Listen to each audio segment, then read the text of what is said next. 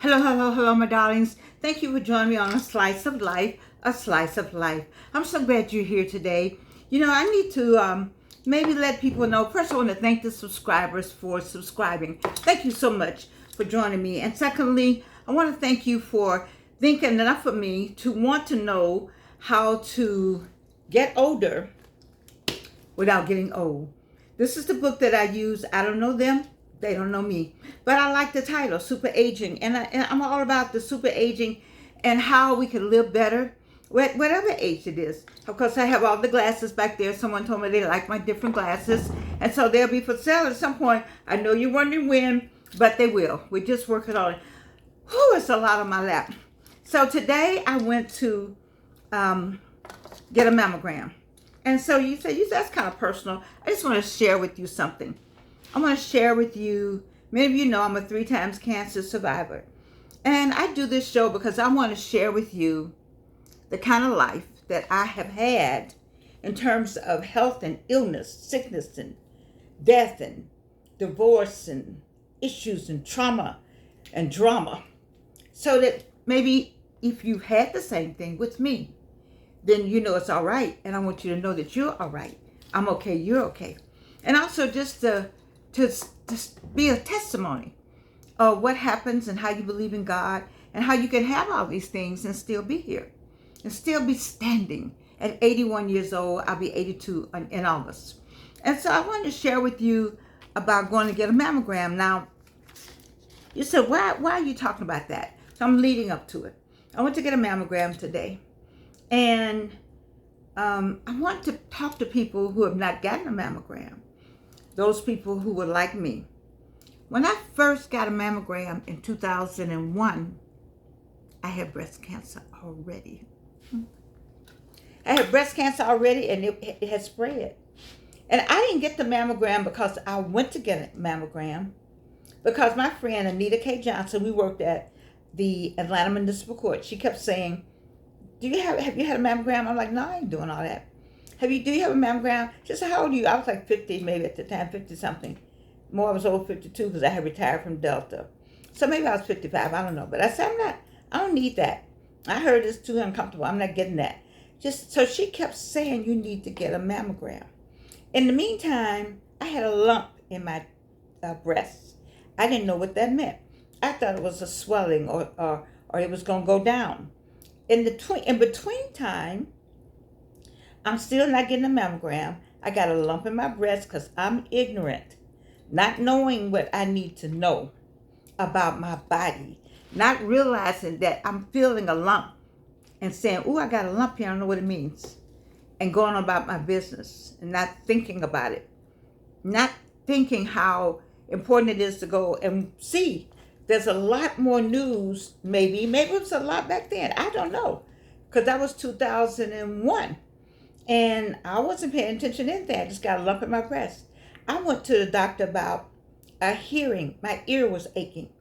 And when I told the nurse that my ear was aching, but I had a lump in my breast, she stopped talking to me about the earache and sent me immediately to another doctor about the lump in my breast. So I went out to Perimeter. You heard me tell the story.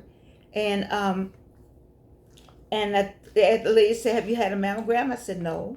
You ever had one? I said, no. And when they got it back, the same day they looked at it, diagnosed it, and said, it's spreading. I said, what? You have breast cancer.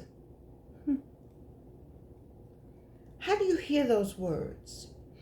Do you know how many people have died since my surgery in 2002 after hearing you have breast cancer? I am grateful to still be standing in 2024.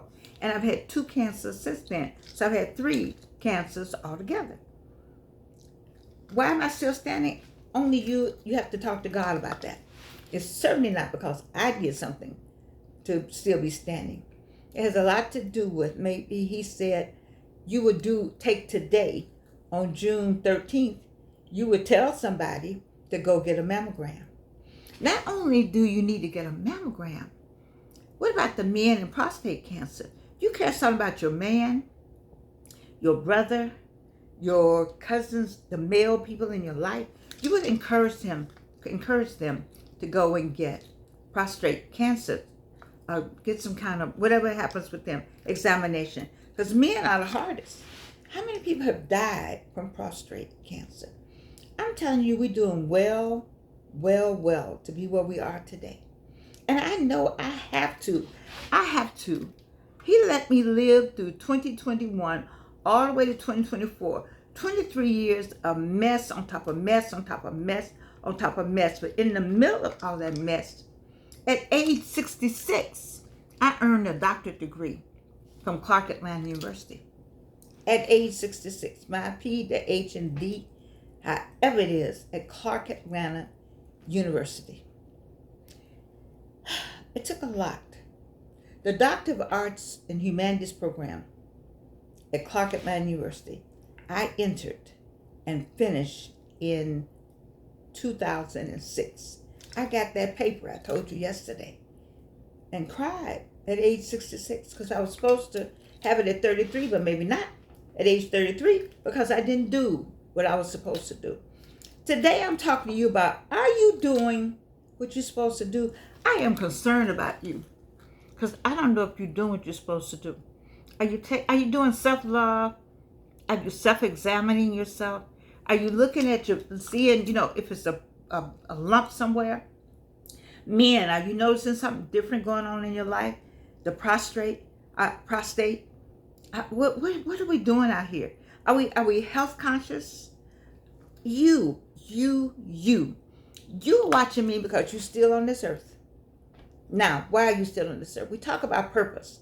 I talked with you about Myron Golden, who said that or it was Miles Monroe. Those two, I listened to them. Myron Golden, Dr. Myron Golden, and the late Dr. Miles Monroe. And your purpose is that thing that won't let you go. That thing that wouldn't let me go that I ignored. God let me live to be 81, knowing I had ignored from the 4th grade, what he told me in the 4th grade, to 81. Everybody doesn't get that time. And if you between 4th grade and 81, and you watching me, then you know I'm talking to you. And God is sending you a message. Yes, he is. He's sending you a message through me to you. He's saying, look at this woman. I let her live. And she's living to give a testimony to you so you can do those things you're supposed to do. I talked with a friend this morning. Brilliant woman. I had to ask all of you. I had to ask her too. Could you take a minute and meet yourself? Hello, Georgianne. Can you take a meeting? Can you take a minute?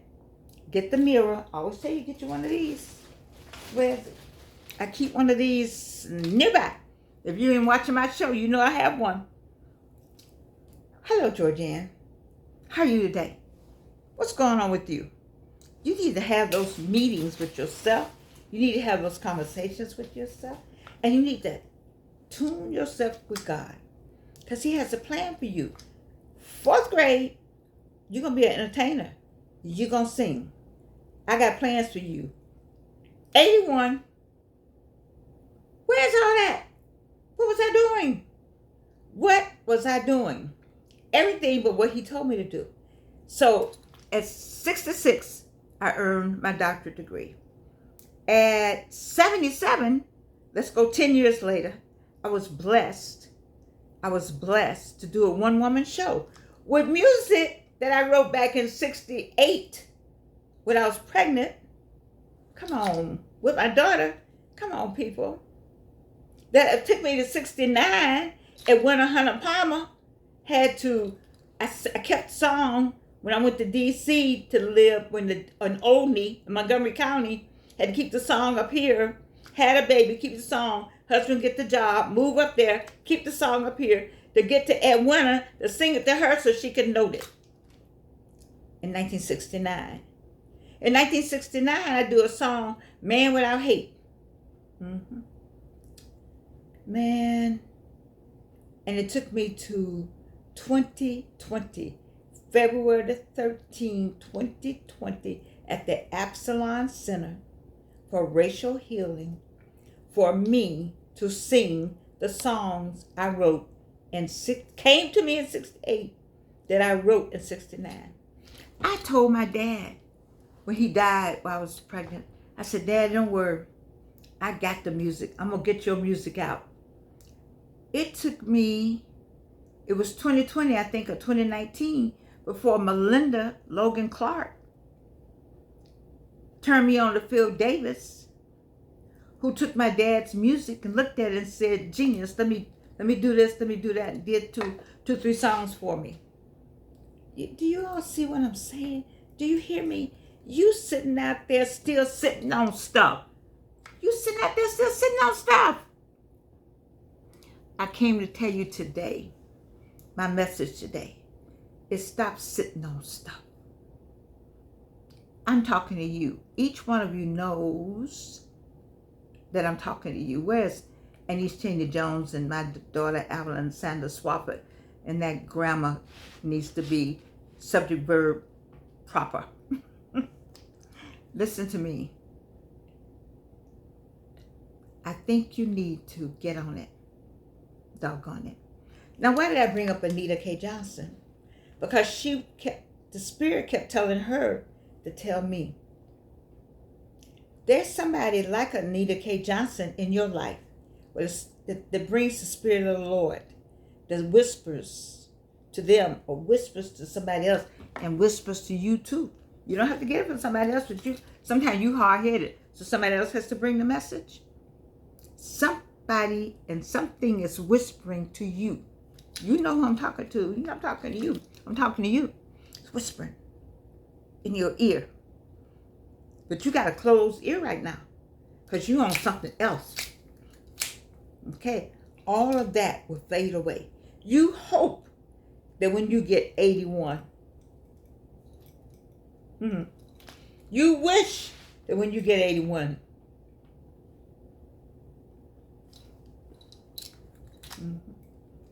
God has saved me for a purpose, and I'm walking in it. It's so lethargic for me, and somebody told me, I say it all the time, for me to do this show. And my music, I'm waiting. I haven't worked hard to get my music out there. I did my album at age 80. Released the album at age 80.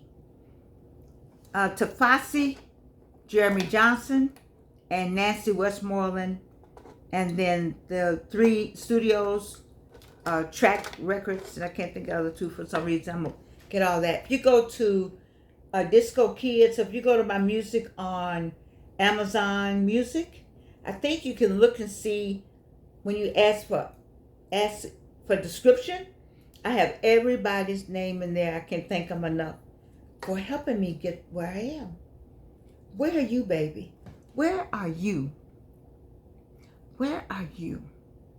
People say, how you doing, Georgianne? I said, fine, thank you. You think I don't have aches and pains? I got aches and pains. I'm not 81 like this, but I feel it in my head. I remember my mother thinking, she says, I don't understand how I can still feel stuff here, but look so differently here. Stuff be going on here. It is amazing. I want all of you to live to be 81 plus. So when you get 81, you can say, I know exactly what Jordan is talking about. Because your mind is sharp. Your mind thinks back where your mind thinks you can do all kind of things. But I walk slower now. I'm still waiting for that arm to catch. I went out today. Well, I went out to the hospital by myself. I sure did. And on the highway, thank you. I didn't tell anybody I was going on the highway. Yes, I did. Because I was going to be late. And I left the cane in the car. I sure did. Because my outfit is so cute. I mean, I was so glad to find it. This is an Asher Stewart, at least this is vintage. I have vintage wear from them. You know, if you don't, they don't repeat anything. So it's nothing like this now. I got a lot of leopard. You know, I got a lot of leopard. Thank you. My soror sent me this by way of, I still got my hospital thing on. By way of Wanda Spiffy. But anyway, I digress. Listen. When you go to my community page today, you're going to find something from this same Anita K. Johnson. She is a comedian, and I want to share her work with you on my community page because she is funny. Many of you, Miss Mayberry Panhandle. You know Mom's Mabley? She does the latest Mom's Mabley, but she's Anita. She's Miss Mayberry Panhandle. And I think that there's a space for her in the comedy world. They need Anita. And so I have her work will be up on my page this evening. And then she and I are going to do something on her new station. I'm announcing that Anita K. Johnson will have her own station. We're going to do something together on that station. Because Slice of Life, you know what I'm doing. I'm all about this. But when I do this with Anita, it's going to be fun. I'm looking forward to it. She got to tell me what to say. She hasn't written my script yet. Or it may not be a script. Because I could just sit there and look at her and smile. She's going to come up with some stuff. Oh my goodness. There's nothing like Anita K. Johnson. And so I just want to share. And you know why I like talking about people doing things? Because this is what I'm all about. Super aging. She's a woman of a certain age. She's had 2 careers. Probation officer and then school officer. And now she's going to do this full time for herself. I just admire people who do that. That's why I'm so excited to help her any way I can. And another person, he didn't need any help, but he called me. I did a podcast with him, just like I'm doing something with Anita. I did something with James Cockerham. Brilliant musician. I was just pleased to be able to talk to him about his book. I'm just so excited about my friend. These are people of a certain age. What about you, baby? You know what I tell you? What is this called? Pen. What is this called? Paper. Pen, paper. When you write it, what does it do? It seals itself in your brain. It's eye and hand coordination helps seal the information in your brain. But you all want to do that, so go ahead. I ain't got no problem with that. What I do have a problem with is you not doing what God has told you to do. That's what I have a problem with. All right, so I want to say something else I want to talk about. How many of you watch Abbott Elementary? I love Abbott Elementary. Love it, love it, love it. So as a former classroom teacher, I taught in public schools, DC public schools. I'm going to recount I did something. I think I did substitute out there a little bit. Fulton County Schools is where I started. And then, of course, Atlanta Public Schools. Loved it, loved it, loved it. Loved it. Let me tell you something. Now I teach at Clark Atlanta University. So glad to be there. So happy that they allow me to be an adjunct professor there. So let me tell you this. Abbott Elementary. And the reason why I brought it up, because when you look at the characters on Abbott Elementary, if you're a school teacher, you'll be able to answer this question before anybody else. But I want you to go back and look at Abbott Elementary. Well, I hope one day they'll have my song as the theme.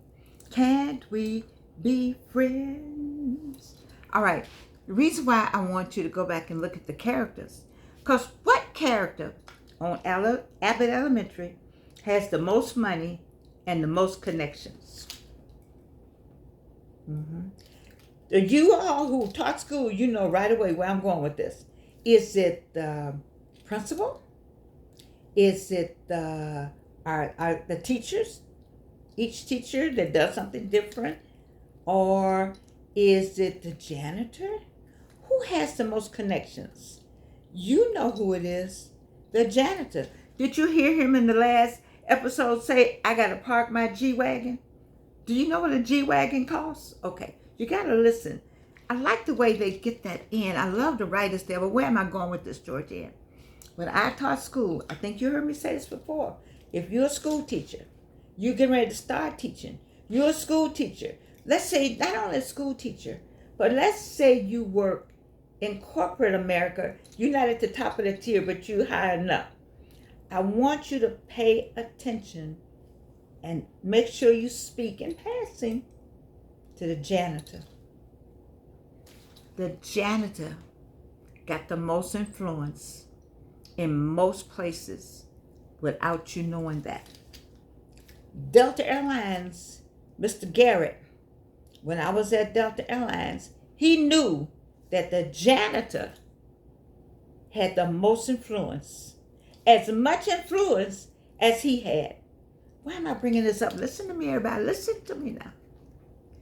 Mr. Garrett's office, he had an open door so you can go talk to him. But the janitor was a black man. He had a key. He's the only one that could clean up that office. Where am I going? Where am I going? Who knows everything that's going on? You throw it away. Back then, you had paper. You threw it in the trash. You didn't like it, you threw it in the trash. It wasn't right, you threw it in the trash. Who picked up the trash? That's right. You should read a book. I know white people may not want to read this, but black people, you all need to read it. The Spook That Sat by the Door. Oh, they used to call us spooks. Nobody paid attention to the spook that sat by the door. Nobody paid attention to this man that was mopping the floor.